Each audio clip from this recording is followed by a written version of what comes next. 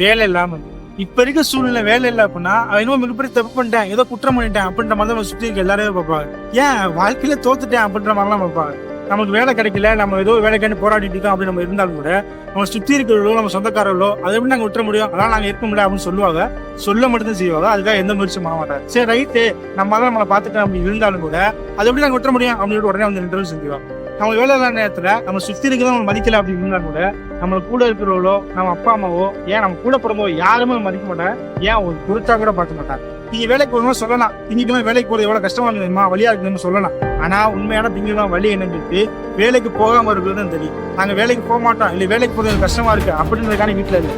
நாங்க இந்த வேலைக்கு தான் போவோம், இல்ல இந்த வேலைக்கு தான் போகணும், இந்த வேலைக்காண்டி போராட்டி இருக்கோம் அப்படின்றதுக்காக தான் வீட்டுல இருக்கோம். அதுக்காக நீங்க ஹெல்ப் பண்ணணும், இல்ல எங்களுக்காண்டி நீங்க சப்போர்ட்டா நிக்கணும் அப்படின்னு நாங்க எதிர்பார்க்கணும். அது ஏதோ பண்றேன் பண்ணட்டுமே அப்படின்னு ஒரு ஸ்டேஜ் கொடுத்தாலே கூட கண்டிப்பா நாங்க ஏதோ ஒன்று பண்ணுவோம்.